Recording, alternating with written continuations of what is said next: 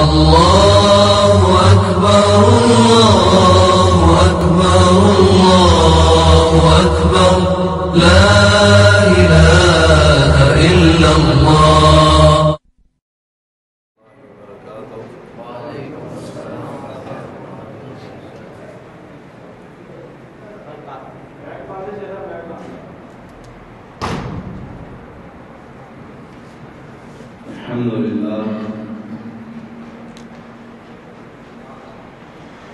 الحمد لله رب العالمين والعاقبة للمتقين الصلاة والسلام على سيد الأنبياء والمرسلين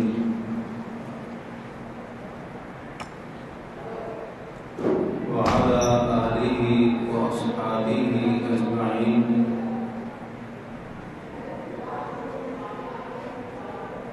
ومن اهتدى بهداهم إلى يوم الدين.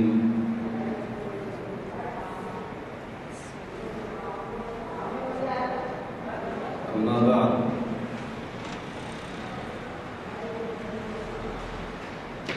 فأعوذ بالله من الشيطان الرجيم.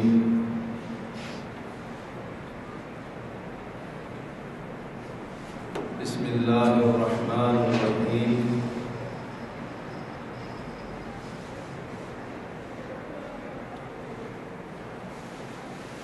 وعد الله الذين آمنوا منكم وعملوا الصالحات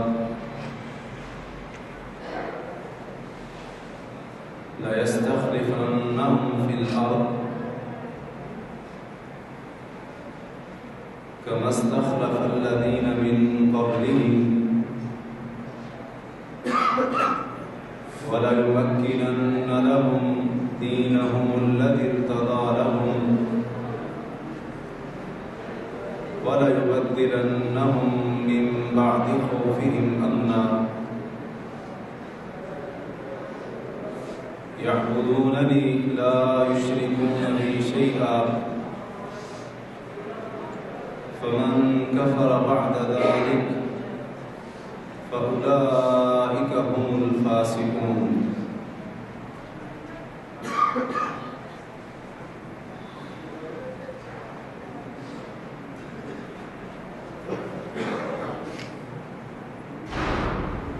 امام بخاری رحمہ اللہ نے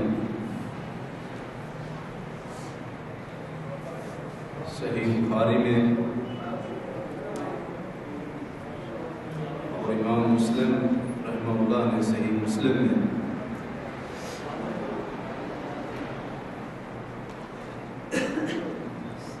حضرت ابو درداء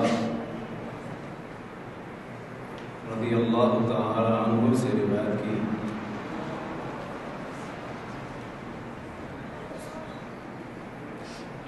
کہ میں اللہ کے رسول صلی اللہ علیہ وسلم کے ساتھ بیٹھا ہوا تھا.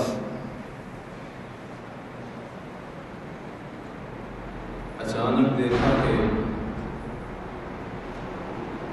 حضرت ابو بکر رضی اللہ عنہ سامنے سے آ رہے تھے.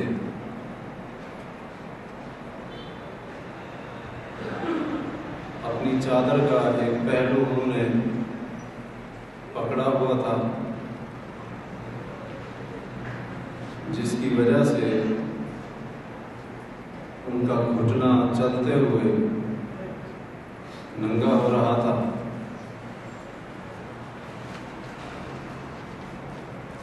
رسول اللہ صلی اللہ علیہ وسلم نے ان کو دیکھ کر فرمایا اما صاحبکم فقد غامر، تمہارے یہ ساتھی ابو بکر رضی اللہ تعالی عنہ ان کی کیفیت سے لگتا ہے کہ یہ کسی پریشان کن صورتحال سے دوچار ہے. حضرت ابو بکر آئے، سلام کیا اور اللہ کے رسول صلی اللہ علیہ وسلم کو بتایا کہ میرے اور عمر رضی اللہ عنہ کے درمیان کچھ بات ہو گئی. میں نے ذرا جلدی کی، حضرت عمر رضی اللہ عنہ سے میں نے سخت الفاظ کہہ لیے. اس کے بعد مجھے شرمندگی ہوئی، پشیمانی ہوئی کہ عمر رضی اللہ عنہ کو اتنے سخت لہجے کے ساتھ مجھے پیش نہیں آنا چاہیے تھا. میں نے فوراً ان سے درخواست کی کہ آپ مجھے معاف کر دیں، لیکن فأبى علی،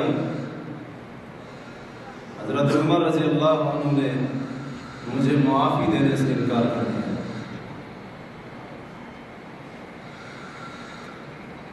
اللہ کے رسول صلی اللہ علیہ وسلم نے جب یہ بات سنی تو آپ نے فرمایا یغفر اللہ لک یا ابا بکر، اے ابو بکر اللہ تجھے معاف کرے. 3 بار آپ نے یہ الفاظ دہرائے، یغفر اللہ لک یا ابا بکر، یغفر اللہ لک یا ابا بکر، اے ابو بکر اللہ تجھے بخش دے، اللہ تجھے معاف کر دے. اسی دوران حضرت عمر رضی اللہ تعالی عنہ کو بھی اپنے رویے کا احساس ہوا کہ مجھے ایسا نہیں کرنا چاہیے تھا. وہ بھی شرمندہ ہوئے، فوراً حضرت ابو بکر کے گھر تشریف لے گئے. وہاں جا کر پوچھا، گھر والوں نے جواب دیا کہ ابو بکر گھر پر نہیں ہے. فوراً اللہ کے رسول صلی اللہ علیہ وسلم کے پاس آئے، اور وہاں پر جو ہی اللہ کے رسول صلی اللہ علیہ وسلم نے حضرت عمر کو دیکھا، غصے کی وجہ سے آپ کے چہرے کے آثار بدلنے لگے.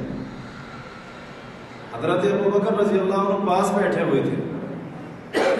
جب آپ نے دیکھا کہ اللہ کے رسول صلی اللہ علیہ وسلم کے چہرے کے آثار بدل رہے، پیغمبر علیہ السلام غصے کی حالت میں ہیں، حضرت ابو بکر اتنے ڈر گئے حتیٰ کہ حضرت ابو درداء فرماتے ہیں اپنے گھٹنوں کے بل بیٹھ کر یہ کہنے لگے، واللہ اللہ کی قسم ہے اللہ کے رسول صلی اللہ علیہ وسلم، انا کنت ازلما، زیادتی میری تھی. 2 مرتبہ یہ کہا اللہ کے رسول صلی اللہ علیہ وسلم، زیادتی میری تھی، آپ عمر کے اوپر غصے نہ ہوں، میری زیادتی تھی، میں نے ان کے ساتھ زیادتی کی تھی.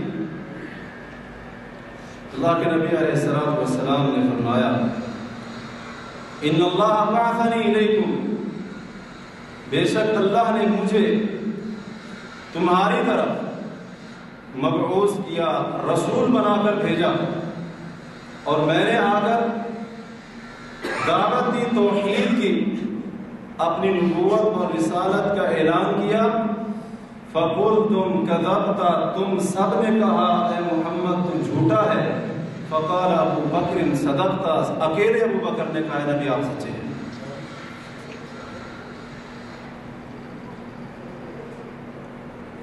وَوَاسَانِي بِنَفْسِهِ وَمَالِهِ، ابو بکر کو تم تکلیف پہنچاتے ہو. یہ ابو بکر تو وہ ہے کہ جنہوں نے اپنی جان کے ساتھ بھی، اپنے مال کے ساتھ بھی ہر قدم کے اوپر میرا تعاون کیا. فَهَلْ أَنْتُمْ تَارِكُوا لِي صَاحِبِي، کیا تم میرے ساتھی کو، میرے اس صاحب ابو بکر کو تکلیف پہنچانا چھوڑ دو گے میرے لیے؟ 2 مرتبہ اللہ کے رسول صلی اللہ علیہ وسلم نے فرمایا. اور حضرت ابو درداء رضی اللہ عنہ فرماتے ہیں فما اوذی بعدها، اس کے بعد کبھی کسی کی جرت نہیں ہوئی کہ حضرت ابو بکر رضی اللہ عنہ کو تکلیف دے بات کرے. اللہ کے رسول صلی اللہ علیہ وسلم حضرت ابو بکر کے بارے میں گواہی دے رہے ہیں کہ جب سب نے کہا اے پیغمبر تو جھوٹا ہے، اکیلے ابو بکر نے کہا تو سچا ہے۔ اکیلے ابو بکر نے پوری دنیا کے لوگوں کی مخالفت کرتے ہوئے، پورے مکہ کے لوگوں کی مخالفت کرتے ہوئے، اپنی برادری اور قوم کو پس پشت ڈال کر اکیلے ابو بکر نے پورے ایمان اور یقین کے ساتھ کہا کہ اے محمد علیہ السلام، آپ جو کچھ بھی کہتے ہیں آپ اپنے ہر دعوے کے اندر 100% سچے ہیں۔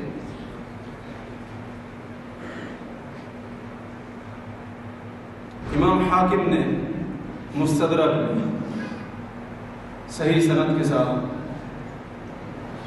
ام المؤمنین سیدہ عائشہ صدیقہ طاہرہ مطہرہ رضی اللہ تعالی عنہا و ارضا سے روایت فرماتی ہیں کہ جب اللہ کے رسول صلی اللہ علیہ وسلم کو معراج کرایا گیا، اسراء کرایا گیا ہجرت سے پہلے، تو نبی علیہ السلام نے جب آ کر لوگوں کو بتایا کہ اس طرح سے اللہ تبارک و تعالی نے رات کے ایک حصے کے اندر مجھے مکہ سے بیت المقدس کی سیر کرائی، اور وہاں سے پھر اللہ تعالی نے مجھے آسمانوں کی جنت اور جہنم کی سیر بھی کرائی، اور پھر میں واپس مکہ میں بھی آ گیا۔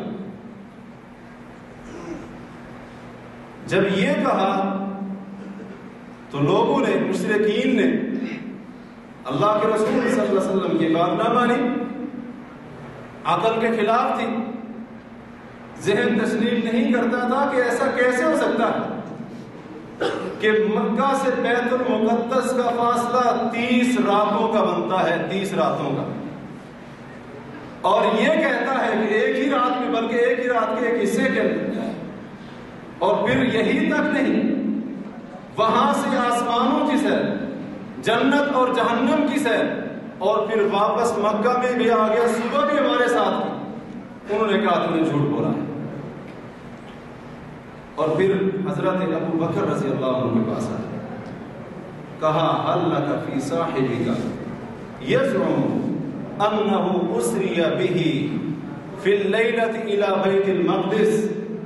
ابو بکر بڑی تعریفیں کرتے ہو، بڑا مانتے ہو محمد علیہ السلام کو، بڑی تعریفیں تم سے سنی ہیں، بہت محبت اور دوستی کا جذبہ دیکھا ہے، اب کیا کہو گے؟ اب کیا کہو گے؟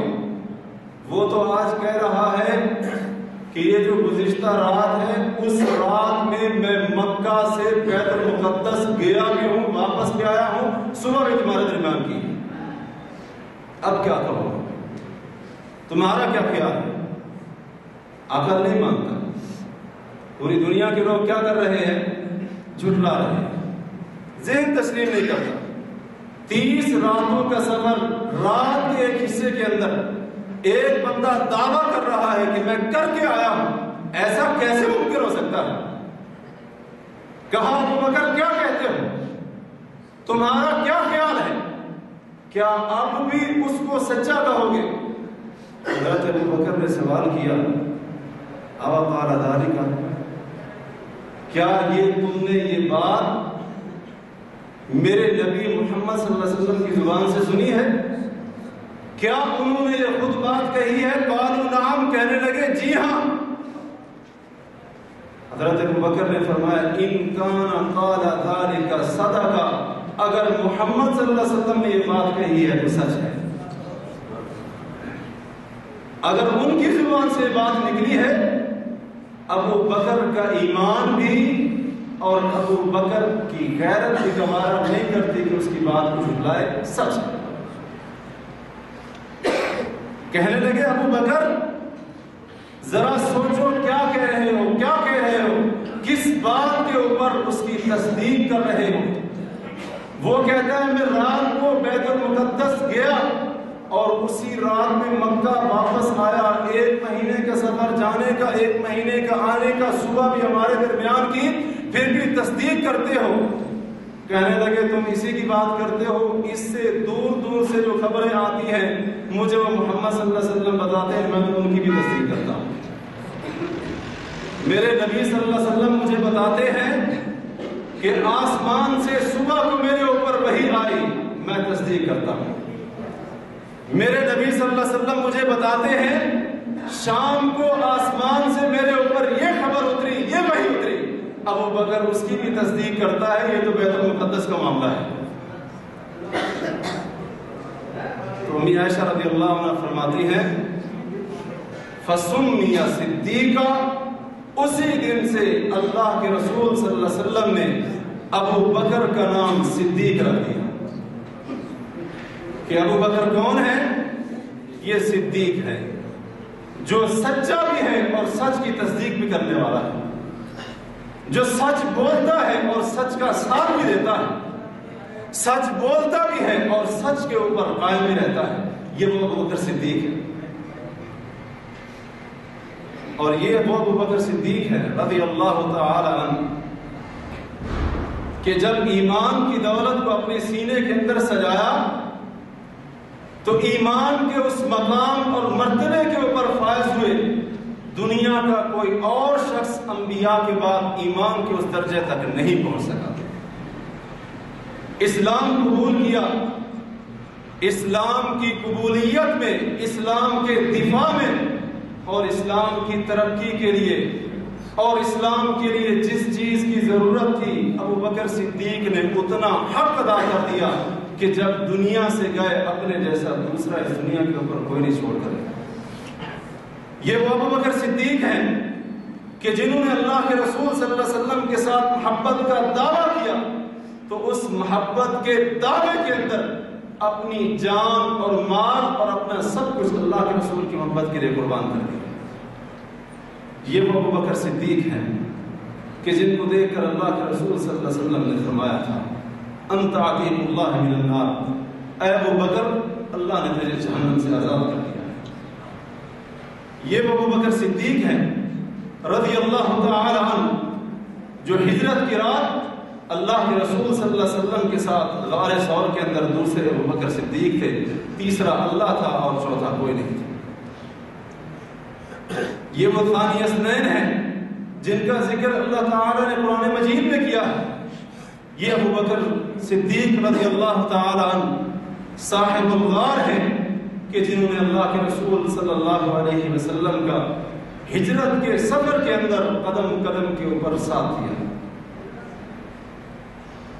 اس عظیم شخصیت کے مناقب اور اس مرد مومن کے فضائل اتنے زیادہ ہیں کہ اس مختصر سی محفل کے اندر ان کو بیان کرنا ممکن نہیں ہے. ہماری آج کی گفتگو حضرت ابو بکر صدیق رضی اللہ عنہ کی ایسی خصوصیت کے متعلق ہے اور ان کی ایسی فضیلت کے متعلق ہے کہ ممکن ہے کہ اور فضائل کے اندر، دوسرے مناقب کے اندر، دیگر خصوصیات کے اندر کوئی اور حضرت ابو بکر صدیق رضی اللہ عنہ کے ساتھ مشارکت کرنے والا کوئی نہ کوئی صحابی موجود ہو، لیکن ایک ایسی خصوصیت ہے سیدنا ابو بکر صدیق رضی اللہ عنہ کی، ایک ایسی فضیلت ہے کہ دنیا کے اندر کوئی بھی ایسا ایماندار موجود نہیں ہے جو اس بات کا دعویٰ کرے کہ حضرت ابو بکر صدیق رضی اللہ عنہ کے ساتھ وہ ان کی اس فضیلت کے اندر برابر کا شریک ہے. اور ان کی وہ فضیلت اور خصوصیت یہ ہے کہ رب کائنات نے ابو بکر صدیق رضی اللہ تعالی عنہ کو اللہ کے رسول صلی اللہ علیہ وسلم کا خلیفہ بنایا. نبوت کے بعد جو خلافت کا سلسلہ شروع ہوا، اللہ تبارک و تعالی نے سب سے پہلے اس منصب خلافت کے لیے جس شخصیت کو چنا وہ ابو بکر صدیق رضی اللہ تعالی عنہ. اور حضرت ابو بکر صدیق رضی اللہ تعالی اللہ کے رسول صلی اللہ علیہ وسلم کے جانشین بنے اور آپ کی جانشینی کا حق ادا کر دیا اور نبوت کے یہ امین بنے، نبوت کے امانت دار بنے اور اللہ کی قسم نبوت کی امانت کا بھی حق ادا کر دیا۔ ابو بکر صدیق رضی اللہ تعالی عنہ اللہ کے رسول صلی اللہ علیہ وسلم کے جانشین، آپ کے بعد وحی کے امانت دار، آپ کے بعد نبوت اور رسالت کے امین، آپ کے بعد اس امت کے سب سے بڑے محسن، اور آپ کے بعد اس امت کے معاملات چاہے وہ سیاسی معاملات ہوں، دینی معاملات ہوں، دنیاوی معاملات ہوں، سب معاملات کو درست کر کے جانے والے وہ حضرت ابو بکر صدیق رضی اللہ تعالی عنہ۔ اور حضرت ابو بکر صدیق رضی اللہ تعالی عنہ اللہ کے رسول صلی اللہ علیہ وسلم کے خلیفہ بلا فصل تھے، خلیفہ بلا فصل تھے۔ آپ کے درمیان اور اللہ کے رسول صلی اللہ علیہ وسلم کے درمیان کوئی اور خلیفہ نہیں تھا۔ اگرچہ کچھ لوگ بہت زور لگاتے ہیں، بڑے ہاتھ پاؤں مارتے ہیں، اس بات کی کوشش کرتے ہیں کہ سیدنا صدیق اکبر رضی اللہ تعالیٰ عنہ کو معاذ اللہ غاصب ثابت کرے، غاصب جابر ثابت کرے، زبردستی حکومت کرنے والا ثابت کرے اور ان کی حکومت کو اور ان کی خلافت کو جبری حکومت تسلیم کروانے کے لیے ایڑی چوٹی کا زور لگاتے ہیں، لیکن اللہ نے جو عزت حضرت ابو بکر صدیق رضی اللہ عنہ کو عطا کی تھی، یہ ظالم اس مقام سے ابو بکر صدیق کو نیچے نہیں لا سکتے، کیونکہ یہ مقام اللہ نے ان کو دیا تھا، لہذا اللہ نے ہی قیامت تک اس مقام کا وعدہ کا تحفظ کرنے کا وعدہ بھی رب کائنات نے ان کے ساتھ فرما دیا تھا۔ قرآن مجید ہے، سورۃ النور کی آیت نمبر 55 ہے، اللہ تعالیٰ کا ارشاد گرامی ہے، اللہ نے فرمایا وعد اللہ الذین آمنوا منکم وعملوا الصالحات، اللہ نے وعدہ کیا ہے۔ کس نے وعدہ کیا ہے؟ اللہ نے وعدہ کیا ہے۔ اور یہ وعدہ کہاں سے آیا ہے؟ یہاں بھی کسی سرزمین سے نہیں آیا، یہ آسمان سے آیا ہے، جبریل امین لے کر آئے ہیں۔ کس کے اوپر آیا ہے؟ اللہ کے رسول صلی اللہ علیہ وسلم کے اوپر آیا ہے۔ اللہ فرماتے ہیں وعد اللہ نے وعدہ کیا، کن سے؟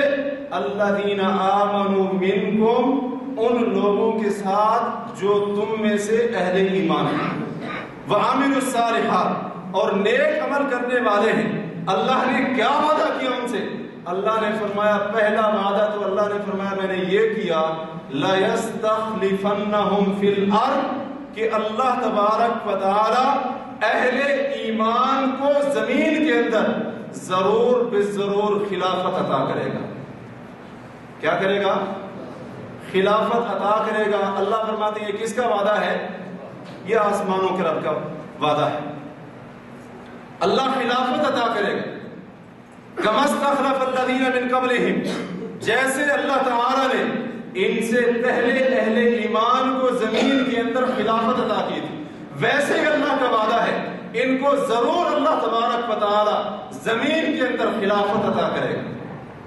دوسرا وعدہ فرمایا وَلَا يُمَكِّنَنَّ لَهُمْ دِينَهُمُ الَّذِي ارْتَضَىٰ لَهُمْ، اللہ کا دوسرا وعدہ اہل ایمان کے ساتھ یہ ہے کہ اللہ تبارک و تعالی اہل ایمان کا دین، جس دین کو اللہ نے پسند کر لیا ہے دین اسلام، اللہ تبارک و تعالی اس دین اسلام کو زمین میں غلبہ بھی ضرور عطا کرے گا۔ یہ دوسرا اللہ کا وعدہ ہے اہل ایمان کے ساتھ۔ اور تیسرا اللہ کا وعدہ وَلَا يُبَدِّلَنَّهُم مِّن خَوْفِهِمْ أَمْنًا، اللہ نے فرمایا میرا تیسرا وعدہ یہ ہے کہ ان کے خوف کو ضرور بے ضرور امن میں تبدیل کر دوں گا۔ یہ تین وعدے اللہ نے کیے۔ کن کے ساتھ کیے؟ فرمایا الذین آمنوا منکم وعملوا الصالحات، جو تم میں سے ایمان والے ہیں اور نیک عمل کرنے والے ہیں، اللہ نے یہ 3 ان کے ساتھ وعدے کیے، اور یہ وعدے بھی لام تاکید اور نون ثقیلہ کے ساتھ تاکیدی وعدے کیے، پکے وعدے کیے۔ اللہ کے وعدے کے اندر ویسے کوئی شک نہیں، مزید تاکید لگائے تاکہ کسی قسم کا ذرہ برابر شبہ بھی باقی نہ رہے۔ اللہ نے یہ 3 وعدے کیے ہیں۔ امام قرطبی رحمہ اللہ نے تفسیر قرطبی کے اندر اسی آیت کی تفسیر کے اندر امام مالک رحمۃ اللہ علیہ کا قول نقل کیا ہے، فرماتے ہیں یہ آیت حضرت ابو بکر اور عمر کے حق میں نازل ہوئی۔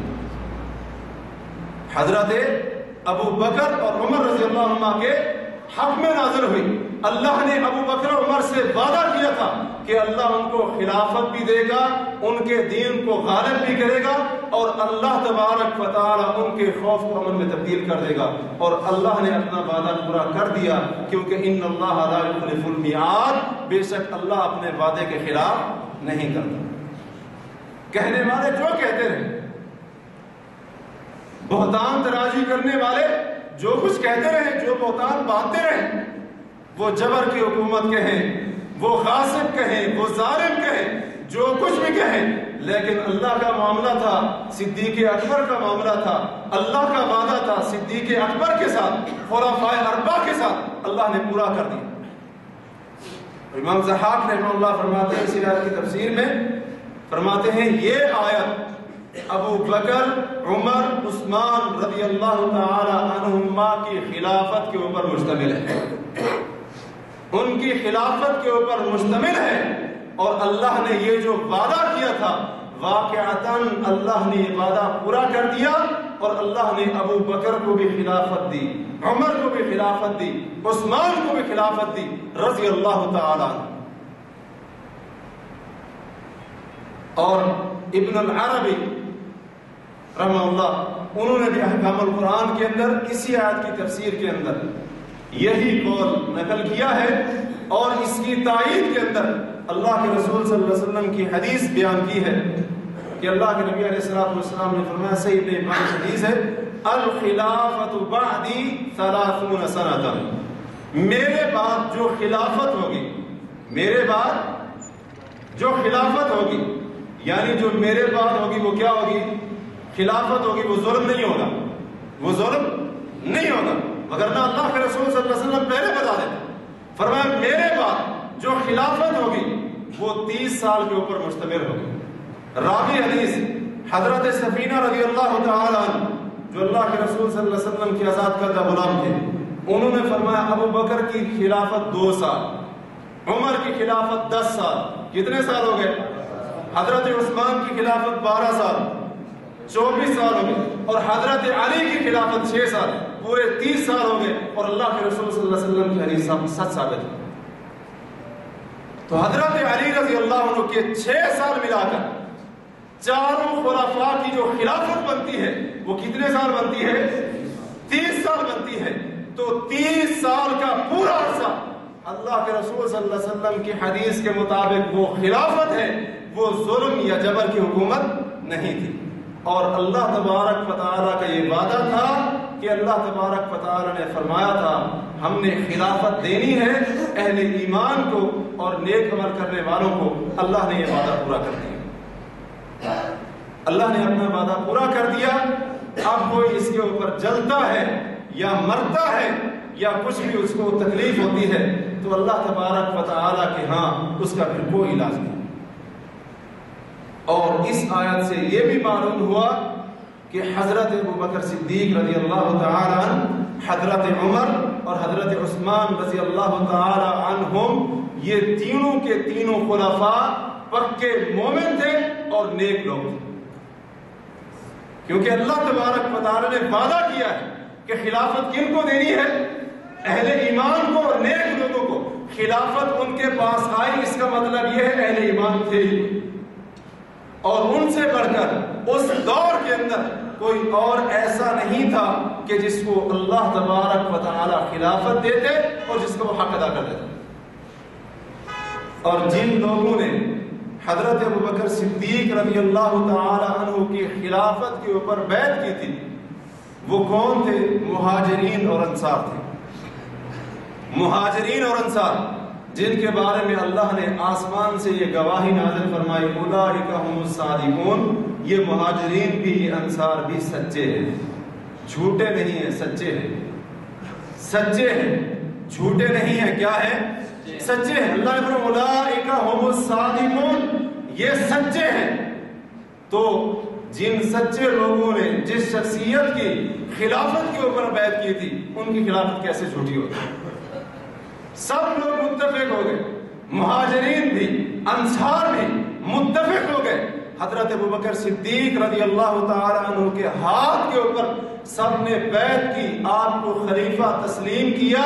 تو اس کا مطلب یہ ہے حضرت ابوبکر کی خلافت سچی تھی، حق کے اوپر مبنی تھی، اور واقعتاً حضرت ابوبکر صدیق رضی اللہ عنہ خلیفہ تھے، اور نعوذ باللہ وہ غاصب یا ظالم حکمران نہیں تھے، کیونکہ ان کی بیعت کرنے والے سچے تھے، اور ان کی سچائی کی گواہی ہم اور آپ نے نہیں دی، اللہ تعالی نے دی۔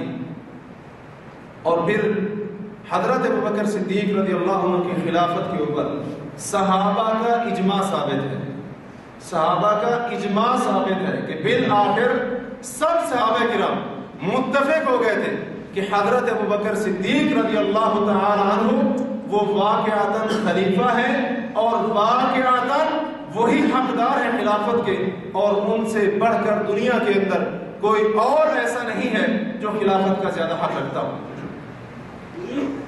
اور جو شخص اللہ تعالی نے فرمایا ہے قرآن مجید کے اندر وَمَن يُشَاقِقِ الرَّسُولَ مِن بَعْدِ مَا تَبَيَّنَ لَهُ الْهُدَىٰ، جو بندہ ہدایت کے واضح ہو جانے کے بعد رسول صلی اللہ علیہ وسلم کی مخالفت کرتا ہے اور مومنین کے راستے کو چھوڑ کر کسی اور راستے پر چلتا ہے، مومنین سے مراد یہاں پر مفسرین کہتے ہیں صحابہ کرام ہیں، صحابہ کے راستے کو چھوڑ کر کسی اور راستے پر چلتا ہے، اللہ نے فرمایا نُوَلِّهِ مَا تَوَلَّىٰ، جس طرف منہ موڑتا ہے اسی طرف ہم اس کا منہ موڑ دیتے ہیں، وَنُصْلِهِ جَهَنَّمَ، اور قیامت کے دن ہم اس کو جہنم میں پھینکیں گے، وَسَاءَتْ مَصِيرًا، اور جہنم با اعتبار ٹھکانہ کے بہت بری جگہ ہے۔ تو صحابہ کرام کا اجماع ہے، اور مفسرین نے اس آیت سے صحابہ کا اجماع ثابت کیا ہے کہ اس آیت سے مراد صحابہ کا اجماع ہے۔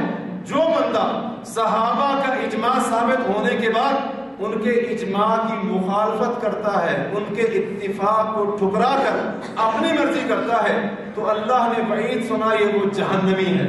کیا وعید سنائی ہے؟ وہ جہنمی ہے۔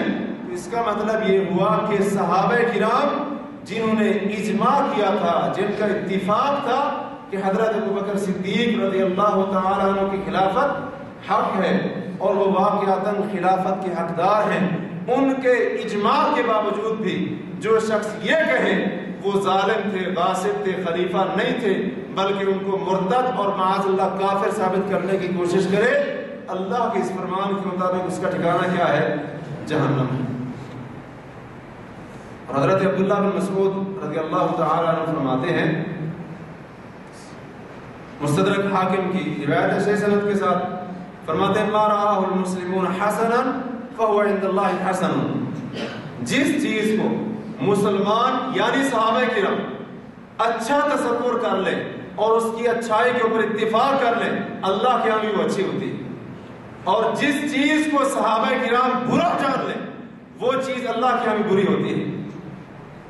اور فرماتے ہیں کہ تمام صحابہ کرام ان کی جو رائے تھی وہ اس بات کے اوپر متفق ہو گئی تھی کہ حضرت ابوبکر صدیق رضی اللہ عنہ کیا ہے؟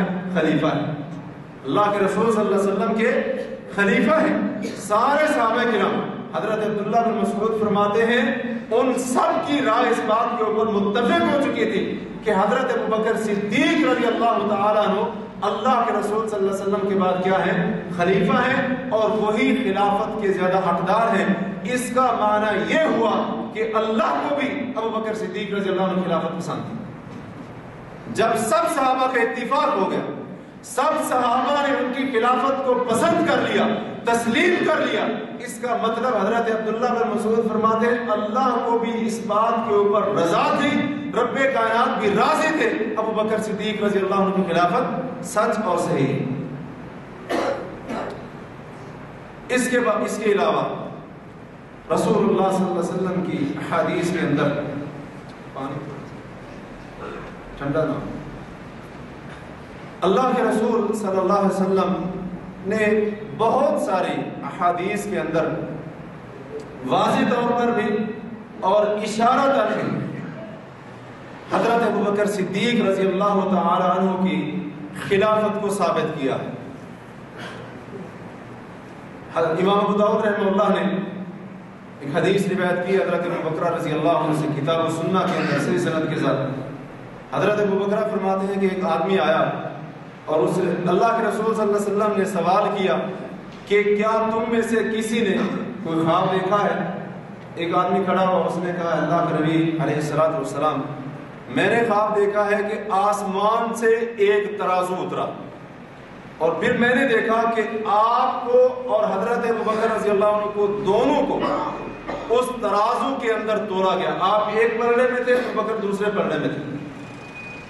تو میں نے دیکھا کہ آپ صلی اللہ علیہ وسلم کا وزن ابو بکر سے بڑھ گیا، پھر ابو بکر کے مقابلے میں عمر کو تولا گیا، ابو بکر کا وزن عمر کے اوپر بڑھ گیا، پھر عمر کے مقابلے میں عثمان کو تولا گیا، پھر عمر رضی اللہ عنہ کا وزن عثمان کے اوپر بھاری ہو گیا۔ پھر اس بندے نے کہا کہ وہ ترازو اٹھا لیا گیا، یہ وزن ہوا اور ترازو اٹھا لیا گیا۔ اللہ کے نبی صلی اللہ علیہ وسلم کے چہرے کے اوپر ناپسندیدگی کے آثار تھے، غم کے آثار تھے۔ آپ نے فرمایا خلافت نبوت، خلافت نبوت۔ آپ نے فرمایا یہ جو تم نے خواب بیان کیا ہے، یہ جو ترازو لگا تھا، یہ تولنے کا معاملہ ہوا تھا، اللہ کے نبی صلی اللہ علیہ وسلم نے اس کی تعبیر فرمائی اس سے مراد نبوت کی خلافت ہے، اس سے مراد نبوت کی خلافت ہے۔ میرے بعد ابو بکر خلیفہ بنیں گے، ان کے بعد عمر بنیں گے اور ان کے بعد حضرت عثمان رضی اللہ عنہ خلیفہ بنیں گے۔ ثم یؤتی اللہ الملک من یشاء، پھر آپ نے فرمایا اللہ بادشاہ جسے چاہے گا عطا کر دے گا۔ لیکن یہ جو خلافت ہوگی، میں نبی ہوں صلی اللہ علیہ وسلم، میرے ساتھ ابو بکر کو تولا گیا، مطلب یہ ہے میرے بعد ابو بکر خلیفہ ہوں گے، ان کے ساتھ عمر کو تولا گیا، اس کا معنی یہ ہے ان کے بعد عمر خلیفہ ہوں گے، اور ان کے بعد عثمان کا وزن کیا گیا، اس کا معنی یہ ہے کہ حضرت عثمان رضی اللہ عنہ تیسرے نمبر پر خلیفہ ہوں گے۔ اللہ کے نبی صلی اللہ علیہ وسلم فرمایا خلافت نبوت، یہ نبوت کی خلافت ہے۔ جس طرح نبوت حق ہے اسی طرح یہ خلافت بھی کیا ہوگی؟ حق ہوگی، اسی طرح یہ خلافت بھی سچ ہوگی۔ اور ابو بکر، عمر، عثمان رضی اللہ عنہ کی خلافت کے اندر کسی قسم کا شک اور شبہ نہیں ہوگی۔ اللہ کے رسول صلی اللہ علیہ وسلم کی حدیث صحیح سند کے ساتھ۔ لیکن جس نے نہیں ماننا ہوتا اس کے سامنے آپ سورج یا چاند بھی لا کر رکھ دیں تو اس نے پھر بھی کیا کرنا ہے؟ انکار کر دینا ہے۔ کفار مکہ نے کہا تھا نا اللہ کے نبی صلی اللہ علیہ وسلم آپ یہ جو جبل ابو قبیس ہے نا اس کو 2 ٹکڑے کرتے ہیں، ہم ایمان لے کر آئیں گے۔ اللہ کے نبی صلی اللہ علیہ وسلم نے انگلی کی، صحیح بخاری کی حدیث، انگلی کی چاند کے بارے میں بلکہ کہا تھا کہ آپ اس چاند کے 2 ٹکڑے کر دیں ہم آپ پر ایمان لے کر آئیں گے۔ تو اللہ کے نبی صلی اللہ علیہ وسلم نے انگلی کی، اللہ تبارک و تعالی نے چاند کو 2 ٹکڑے کر دیے۔ ایک ٹکڑا جبل ابو قبیس کے اس طرف تھا چاند کا، دوسرا اس طرف تھا، لیکن انہوں نے پھر بھی کہا کہ تو کیا ہے؟ جھوٹا ہے، کذاب ہے۔ جس نے نہیں ماننا ہوتا اس نے چاند کو 2 ٹکڑے ہو کر بھی دیکھ کر نہیں ماننا ہوتا، اور جس نے ماننا ہوتا ہے اللہ کے پیغمبر صلی اللہ علیہ وسلم کی حدیث سن کر بھی کیا ہوتا ہے؟ مان لینا ہوتا ہے۔ اور مستدرک حاکم کے اندر صحیح سند کے ساتھ حضرت انس بن مالک رضی اللہ تعالی عنہ سے مروی ہے، کہتے ہیں مجھے قبیلہ بنو المستلق نے یہ کہہ کر بھیجا اللہ کے رسول صلی اللہ علیہ وسلم کے پاس اِلَى مَن نَدْفَعُ صَدَقَاتِنَا بَعْدَكَ، اے اللہ کے نبی صلی اللہ علیہ وسلم آپ کے بعد ہم اپنے جو صدقات ہیں، زکوٰۃ کا مال جو ہم اکٹھا کریں گے وہ کس کو دیں؟ کیونکہ اللہ کے رسول صلی اللہ علیہ وسلم کے زمانے میں مسلمان جو زکوٰۃ کا مال ہوتا تھا سارا جمع کر کے کہاں بھیجتے تھے؟ مدینہ کے اندر اللہ کے رسول صلی اللہ علیہ وسلم کے پاس بھیجتے تھے، اور اس کے بعد اللہ کے نبی صلی اللہ علیہ وسلم جس طرح تقسیم کرنا ہوتا اس کو کیا کرتے؟ پھر تقسیم کرتے۔ تو انہوں نے سوال کیا کہ آپ کے بعد ہم وہ صدقات اور زکات کا مال جو آپ اکٹھا کرتے ہیں، جو آپ ہم سے وصول کرتے ہیں، وہ ہم کس کو دیں؟ تو اللہ کے نبی صلی اللہ علیہ وسلم نے فرمایا الہ ابی بکر، ابو بکر کو دینا۔ کس کو دینا؟ میرے بعد زکات کا مال جو میں اب جمع کرتا ہوں، جو بیت المال کے اندر جمع ہوتا ہے، ایک خلیفہ وقت کی ذمہ داری ہوتی ہے، وہ تم نے سب جمع کر کے کس کو دینا ہے؟ معاذ اللہ، اگر حضرت ابوبکر صدیق رضی اللہ عنہ غاصب تھے اور دنیا کے لالچی تھے، حکمرانی کے لالچی تھے اور دنیا کے ساتھ ان کو اتنی محبت تھی، تو کیا اللہ کے نبی صلی اللہ علیہ وسلم ایسا کہتے ہیں ان کو کہ زکات کا مال ان کو دے دینا؟ بلکہ نہیں، حضرت ابوبکر صدیق رضی اللہ عنہ، اللہ کے نبی صلی اللہ علیہ وسلم کو تو معلوم تھا اور انہوں نے انہی کے بارے میں فرمایا کہ کس کو دینا زکات کا مال میرے بعد؟ ابوبکر صدیق رضی اللہ عنہ کو دینا۔ پھر سوال ہوا، ابو بکر نہ رہے پھر؟ فرمایا عمر کو دینا۔ کہنے لگے اگر عمر بھی نہ رہے پھر؟ کہا عثمان کو دینا۔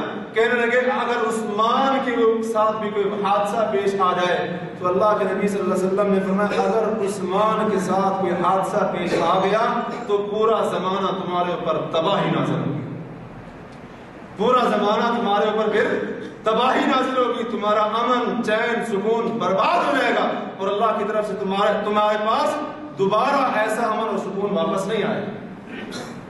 یہ اللہ کے نبی صلی اللہ علیہ وسلم ان کو فرما رہے ہیں جو خود سوال کر رہے ہیں آپ کے بعد یہ زکات کا مال اور صدقے کا مال کس کو دیں؟ اللہ کے نبی نے کیا فرمایا؟ ابو بکر کو دینا۔ جو ہو ہی غاصب معاذ اللہ، تو اس سے بندہ کیا کرتا ہے؟ دوسروں کو ڈراتا ہے یا کہتا ہے اس کے پاس جا کر مانتے رکھو؟ ڈراتا ہے نا۔ اور پھر ترمذی کی حدیث ہے، مسند احمد میں بھی ہے اور سنن ابن ماجہ میں بھی ہے، صحیح سند کے ساتھ، حضرت حذیفہ رضی اللہ عنہ فرماتے ہیں کہ ایک مرتبہ اللہ کے نبی صلی اللہ علیہ وسلم نے فرمایا لا ادری ما بقائی فیکم، لوگوں مجھے نہیں معلوم کہ تمہارے درمیان میں نے کتنا عرصہ رہنا ہے، مجھے نہیں معلوم، مجھ کو نہیں معلوم کہ تمہارے درمیان میں نے کتنا عرصہ رہنا ہے، لہذا فاقتدوا بالذین من بعدی واشار الی ابی بکر وعمر۔ آپ نے فرمایا مجھے نہیں معلوم میں نے تمہارے بعد کتنا عرصہ رہنا ہے، لہذا میرے بعد تم نے ان دو بزرگوں کی اقتدا کرنی ہے۔ اور حضرت حذیفہ فرماتے ہیں اللہ کے رسول صلی اللہ علیہ وسلم نے اشارہ کیا ابو بکر و عمر کی طرف، ابو بکر و عمر کی طرف اشارہ کر کے فرمایا میرے بعد ان دونوں کی کیا کرنی ہے؟ تم نے اقتدا کرنی ہے، ان کی بات ماننی ہے۔ اور صحیح بخاری اور صحیح مسلم میں واضح الفاظ کے ساتھ حضرت ام المؤمنین سیدہ عائشہ صدیقہ رضی اللہ تعالیٰ عنہ سے مروی ہے، مجھے اللہ کے رسول صلی اللہ علیہ وسلم نے اپنی اس بیماری کے اندر حکم دیا جس بیماری کے اندر آپ کی وفات ہوئی، اللہ کے نبی صلی اللہ علیہ وسلم نے فرمایا ادعی لی اخاکی و اباکی اکتب کتابا، اپنے بھائی اور اپنے باپ ابو بکر کو عائشہ بلا، ان کو پیغام بھجوا، میں محمد علیہ السلام ایک کتاب لکھوانا چاہتا ہوں، ایک کتاب لکھوانا چاہتا ہوں، اللہ یتمنى متمنن وان یقول قائل، کل کو ایسا نہ ہو میرے بعد کوئی خواہش کرنے والا خواہش کرے اور کوئی کہنے والا یہ کہے انا اولا، میں خلافت کا زیادہ حقدار ہوں، وَيَأْبَى اللَّهُ وَالْمُؤْمِنُونَ إِلَّا أَبَا بَكْرٍ، جبکہ اللہ بھی انکار کرتا ہے، مومن بھی انکار کرتے ہیں سوائے اس بات کے کہ ابو بکر خلیفہ ہو۔ صحیح مسلم اور صحیح بخاری کے اندر واضح الفاظ کے ساتھ اللہ کے نبی صلی اللہ علیہ وسلم نے ارشاد فرمایا، اللہ کو بھی اس بات کے اوپر انکار ہے اور مومن بھی اس بات کے اوپر انکاری ہے کہ ابو بکر کے سوا کوئی اور اللہ کے رسول صلی اللہ علیہ وسلم کا خلیفہ ہو۔ اللہ کو یہ بات پسند نہیں ہے اور اسی طرح جو اہل ایمان ہیں ان کو بھی یہ بات پسند نہیں ہے، لہٰذا ان کو بلا، میں کیا کرتا ہوں؟ وصیت لکھوا دیتا ہوں، کتاب لکھوا دیتا ہوں، بعد میں اختلاف نہ ہو۔ لیکن ایک روایت کے الفاظ ہیں اللہ کے نبی صلی اللہ علیہ وسلم نے اس یقین کے اوپر یہ کتاب نہ لکھوائی، وصیت نہ لکھوائی، فرمایا معاذ اللہ ان یختلف المسلمون فی ابی بکر، مجھے میں اللہ سے پناہ مانگتا ہوں اس بات سے کہ مسلمان ابو بکر کی خلافت کے اوپر اختلاف کریں گے. مجھے نہیں یقین کہ مسلمان ابو بکر کی خلافت کا انکار کریں گے، اس کی خلافت کے اوپر اختلاف کریں گے. لہٰذا آپ صلی اللہ علیہ وسلم نے وہ کتاب نہیں لکھوائی، وہ وصیت نہیں لکھوائی. وگرنہ ایک حدیث کے الفاظ ہیں لقد حممت، میرا پکا ارادہ ہے کہ میں ابو بکر اور اس کے بیٹے کو بلواؤں اور یہ کتاب اور وصیت لکھوا دوں. لیکن آپ کو حسن ظن تھا اہل ایمان کے ساتھ اور اہل اسلام کے ساتھ. اللہ کے نبی صلی اللہ علیہ وسلم نے یہ معاملہ اللہ تبارک و تعالیٰ کی ذات کے اوپر اور اہل ایمان کے اوپر چھوڑ دیا. آپ نے یہ وصیت نہیں لکھوائی. لیکن اللہ کے نبی صلی اللہ علیہ وسلم کو یہ تو نہیں معلوم تھا کہ کوئی اور بھی آئیں گے کہ جن کو جو کچھ کہتے رہو وہ کیا کریں گے، ہم تو نہیں مانتے. تو واضح اللہ کے نبی صلی اللہ علیہ وسلم کی یہ حدیث اور آپ کا فرمان روز روشن کی طرح حضرت ابو بکر صدیق رضی اللہ عنہ کی خلافت کی دلیل. اور اس کے علاوہ حضرت ابو بکر صدیق رضی اللہ تعالی عنہ کا ان ایام میں نماز پڑھانا جن ایام میں اللہ کے نبی علیہ السلام بیمار تھے. مورخین نے اور اسی طرح سیرت نگاروں نے لکھا ہے کہ کل 8 دن اللہ کے نبی صلی اللہ علیہ وسلم بیمار رہے. کتنے دن؟ 8 دن. 8 دنوں میں کتنی نمازیں بنتی ہیں؟ 40 نمازیں بنتی ہیں. چلو 40 سے کچھ کم بھی کر دیں تو 8 دن حضرت ابو بکر صدیق رضی اللہ تعالی عنہ اللہ کے رسول صلی اللہ علیہ وسلم کی امامت کے مصلی کے اوپر کھڑے ہو کر مسلمانوں کی امامت کرواتے رہے. اور یہ بھی نہیں کہ وحی کا سلسلہ ختم ہو چکا تھا، وحی بھی اتر رہی تھی، جبریل بھی آ رہے تھے، اللہ کا پیغام بھی آ رہا تھا. اللہ کو کوئی اعتراض تھا ابو بکر کی امامت کے اوپر؟ حضرت علی بھی موجود تھے، عباس بھی موجود تھے، زبیر بھی موجود تھے، دوسرے صحابہ کرام بھی موجود تھے، مہاجرین انصار سب موجود تھے. اگر اللہ تبارک و تعالی نے ابو بکر صدیق رضی اللہ عنہ کو خلیفہ نہیں بنانا تھا، اللہ وحی اتار کر کیا کرتے؟ ابو بکر کو امامت سے ہٹا دیتے. اللہ کو تو کوئی روکنے والا نہیں، پوچھنے والا ہے. 8 دن تک ابو بکر صدیق رضی اللہ تعالی عنہ امامت کرواتے رہے، اور وہ بھی اپنی مرضی سے نہیں بلکہ اللہ کے نبی صلی اللہ علیہ وسلم نے حکم دیا تھا. صحیح بخاری اور صحیح مسلم کے اندر بہت ساری روایت موجود ہے، مسند احمد کے اندر، دیگر حدیث کتابوں کے اندر صحیح سندوں کے ساتھ اور ثابت سندوں کے ساتھ کوئی ان کا انکار نہیں کر سکتا. اللہ کے نبی صلی اللہ علیہ وسلم نے فرمایا مروا ابا بکر فلیصلی بالناس، ابو بکر کو حکم دو وہ لوگوں کو نماز پڑھائے. امی عائشہ رضی اللہ عنہ فرماتی ہیں مجھے یہ ڈر پیدا ہو گیا اگر ابو بکر اللہ کے رسول صلی اللہ علیہ وسلم کی مصلی پر کھڑے ہوئے لوگ بعد میں کہیں گے کہ ابو بکر کی نحوست سے ہی معاذ اللہ کے رسول فوت ہو گئے. میں نے بار بار اللہ کے نبی صلی اللہ علیہ وسلم کو کہا اللہ کے رسول عمر کو کہہ دیجیے. ابو بکر بڑے غمگین قسم کے آدمی ہیں، ان کو رونا آ جاتا ہے، آپ کے مصلی کے اوپر کھڑے ہو کر وہ روتے رہیں گے، امامت نہیں کرا سکیں گے. اللہ کے نبی صلی اللہ علیہ وسلم نے فرمایا یأبی اللہ والمؤمنون الا ابا بکر، اللہ بھی انکار کرتا ہے، مومن بھی انکار کرتے ہیں سوائے ابو بکر کے. کیا مطلب ہے؟ یہ میرا حکم نہیں ہے، یہ ادھر سے آیا ہے، یہ آسمان سے آیا ہے، یہ میرا حکم نہیں ہے. حضرت عائشہ رضی اللہ عنہ میں نے حضرت حفصہ کو کہا کہ آپ کہیں حضرت عمر کو حکم دے کہ عمر امامت کروائیں. اللہ کے رسول صلی اللہ علیہ وسلم غصے ہو گئے، فرمایا مروا ابا بکر فلیصلی بالناس انکن لانتن صواحب یوسف، اور تم وہ عورتیں یوسف علیہ السلام کو بہکانے والی، مجھے بہکانے کی کوشش مت کرو. ابو بکر کو حکم دو لوگوں کو نماز پڑھائے. جو کچھ کہا گیا اللہ کے نبی صلی اللہ علیہ وسلم نے جواب میں یہی کہا مروا ابا بکر فلیصلی بالناس، ابو بکر کو حکم دو لوگوں کو نماز پڑھائے. مسند احمد کی ایک حدیث کے اندر ہے کہ حضرت ابو بکر ایک مرتبہ موجود نہیں تھے، حضرت عمر کھڑے ہو گئے مصلی کے اوپر نماز پڑھانے لگے. حضرت عمر کی آواز بلند تھی، اللہ کے نبی صلی اللہ علیہ وسلم گھر کے اندر موجود تھے، عمر کی آواز سنی. آپ نے فرمایا الیس ھذا صوت عمر، کیا یہ عمر کی آواز نہیں ہے؟ صحابہ نے جواب دیا جی ہاں حضرت عمر کی آواز ہے. آپ نے فرمایا مروا ابا بکر فلیصلی بالناس. اللہ کے نبی غصے ہو گئے, فرمایا ابو بکر کو حکم دو, ابو بکر لوگوں کی امامت کروائے. عمر نے کیوں امامت کروائی؟ اللہ کے رسول صلی اللہ علیہ وسلم غصے ہو گئے, حضرت عمر مصلی امامت کے اوپر کھڑے ہوئے. تو 8 دن تک حضرت ابوبکر صدیق رضی اللہ تعالی عنہ لوگوں کی امامت کرواتے رہے, وحی اترتی رہی, دین بھی مکمل ہو چکا تھا. اس کے باوجود بھی اگر کوئی شخص یہ کہے نہیں اللہ کے رسول صلی اللہ علیہ وسلم کی خلافت کا حقدار کوئی اور ہے, ابوبکر صدیق رضی اللہ تعالی عنہ نہیں ہے, تو پھر اس کی عقل ہی ماری گئی ہے, اس کے علاوہ اس کا کوئی اور علاج نہیں ہے. اور 9 ہجری کے اندر اللہ کے رسول صلی اللہ علیہ وسلم نے حضرت ابوبکر صدیق رضی اللہ تعالی عنہ کو حج کا امیر بنا کر بھیجا تھا.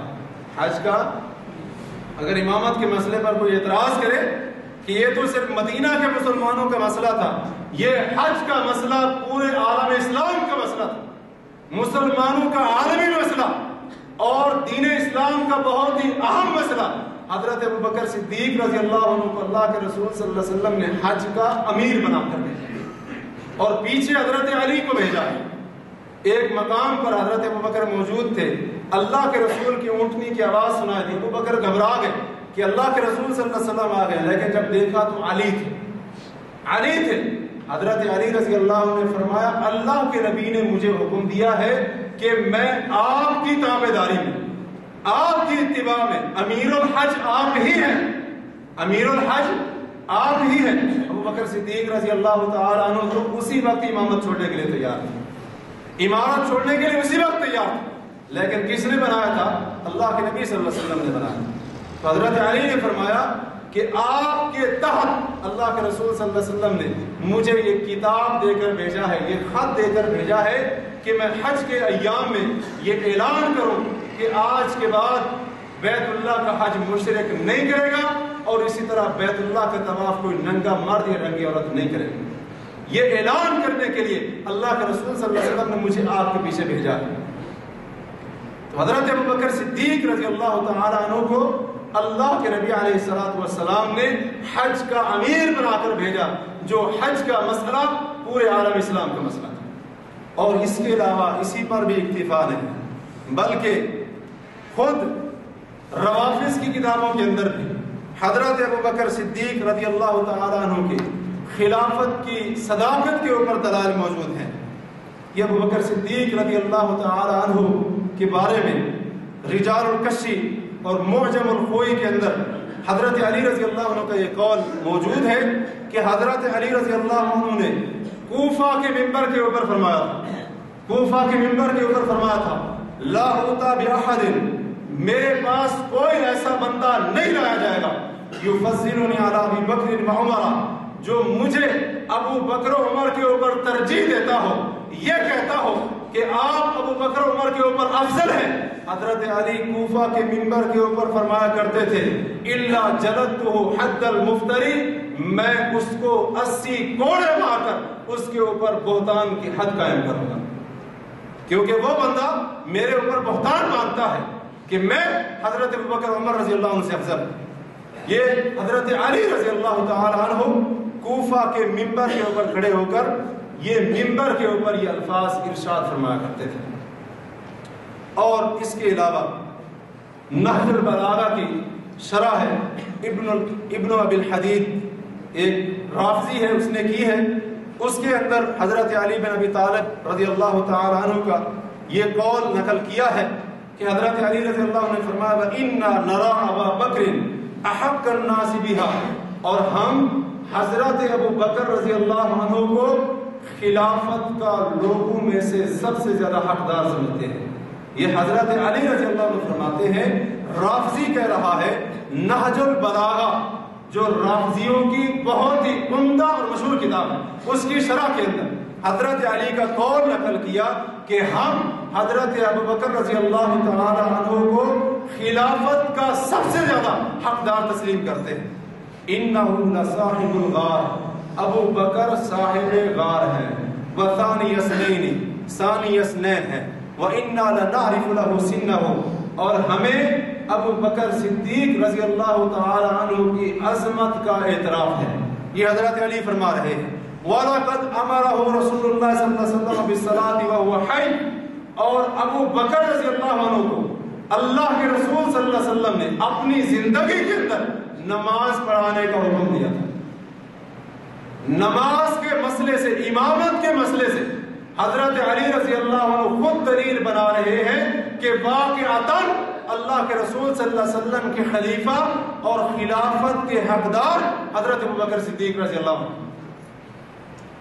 اور اسی ابن ابو الحدید کی نہج البلاغہ کی شرح کے اندر ہے، حضرت علی رضی اللہ تعالیٰ عنہ فرماتے ہیں لولا ان رأینا ابا بکر لہا اہلا لما ترکناہ، اگر ہم ابو بکر کو خلافت کا اہل نہ سمجھتے، ابو بکر کو ہم خلافت کا اگر اہل اور حقدار نہ سمجھتے، لما ترکناہ، حضرت علی فرماتے ہیں ہم خلافت کو نہ چھوڑتے، خلافت کو چھوڑ دیا، ابو بکر کے ہاتھ پر بیعت کر لی۔ اس کا مطلب یہ ہے ابو بکر خلافت کے اہل تھے اور ان کی خلافت واقعتاً سچائی اور حقیقت کے اوپر مبنی تھی۔ اور تلخیص الشافی کتاب کا نام ہے، مؤلف کا نام توسی ہے، اس نے لکھا ہے کہ جب ابن ملجم خارجی نے، اللہ اس کے اوپر لعنت کرے، امیر المؤمنین حضرت علی رضی اللہ عنہ کو زخمی کیا اور ان کو خنجر مارا، تو حضرت علی رضی اللہ عنہ سے پوچھا کہ الا توسی، کیا آپ وصیت نہیں کرتے کسی کو خلیفہ بنا کر جائیں؟ تو حضرت علی فرمانے لگے اللہ کے رسول صلی اللہ علیہ وسلم نے وصیت نہیں کی تھی، لہذا میں بھی خلافت کی وصیت نہیں کرتا۔ ان اراد اللہ خیرا، اگر اللہ لوگوں کے ساتھ بھلائی کا ارادہ کرے گا، فَيَجْمَعُهُمْ عَلَى خَيْرِهِمْ بَعْدَ نَبِيِّهِمْ، تو اللہ تبارک و تعالی لوگوں میں سے جس طرح اللہ تعالی نے پیغمبر صلی اللہ علیہ وسلم کی وفات کے بعد بہترین شخص کی خلافت کے اوپر لوگوں کو جمع کر دیا تھا، اللہ اسی طرح میرے بعد بھی کسی اچھے اور ایماندار آدمی کے اوپر ان کو جمع کر دے گا۔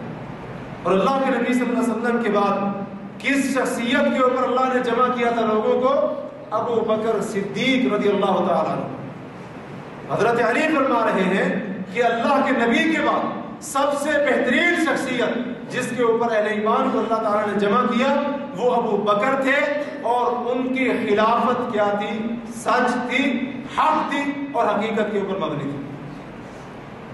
اور اسی طرح ابن حیثم کی شرح ہے نہج البلاغہ کی، اس نے شرح کی ہے، اس کے اندر لکھا ہے کہ حضرت علی رضی اللہ عنہ نے حضرت معاویہ رضی اللہ عنہ کو خط لکھا، اس خط کے اندر یہ بھی لکھا کہ وَأَنصَحُهُمْ لِلَّهِ وَرَسُولِهِ، مومنین میں سے، اہل ایمان میں سے اللہ اور اس کے رسول کے سب سے زیادہ مخلص وہ حضرت ابو بکر رضی اللہ تعالیٰ عنہ، حضرت ابو بکر تھے، الخلیفۃ الصدیق، خلیفہ صدیق تھے، وخلیفۃ الخلیفۃ الفاروق، اور خلیفہ کے خلیفہ عمر فاروق تھے، والعمری، اور میری عمر کی قسم ہے، ان مکانہما فی الاسلام شدید، ان دونوں کا مقام اسلام کے اندر وہ بہت بلند ہے۔ یرحمہم اللہ، اللہ دونوں کے اوپر رحم کرے، ابو بکر پر بھی رحم کرے، عمر پر بھی رحم کرے۔ حضرت علی رضی اللہ عنہ دعا کر رہے ہیں وجزاہم اللہ بأحسن ما عمل، اور جو انہوں نے عمل کیے اللہ ان کے عمل سے بڑھ کر ان کو اچھی جزا دے۔ یہ حضرت علی رضی اللہ تعالیٰ عنہ اس خط کے اندر حضرت ابو بکر صدیق اور عمر فاروق رضی اللہ عنہ کو خلیفہ بھی کہہ رہے ہیں اور ان کے لیے رحمت کی اور اچھے بدلے کی دعا بھی کر رہے ہیں۔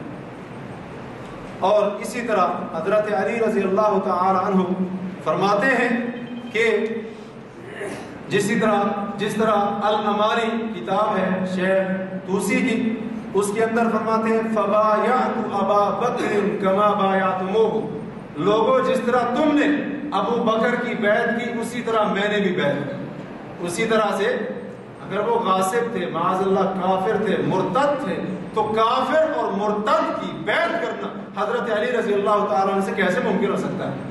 فرماتے ہیں میں نے اس طرح سے بیعت کی لوگوں جس طرح سے تم نے ابو بکر صدیق رضی اللہ تعالیٰ عنہ کی بیعت کی۔ اور تلخیص الشافی ایک کتاب ہے، اس کے اندر امام جعفر صادق اپنے باپ محمد الباقر سے روایت کرتے ہیں، وہ فرماتے ہیں قریشیوں میں سے ایک آدمی نے حضرت علی بن ابی طالب رضی اللہ تعالی عنہ سے کہا، اے امیر المؤمنین، ہم آپ سے سنتے ہیں کہ ابھی ابھی آپ نے خطبے کے اندر یہ فرمایا، اللہم اصلحنا بما اصلحت به الخلفاء الراشدین المہتدین، اے اللہ جس چیز کے ساتھ تو نے خلفاء راشدین ہدایت یافتہ خلفاء کی اصلاح کی تھی، اے اللہ ہماری اصلاح بھی اسی چیز کے ساتھ کرتا ہے۔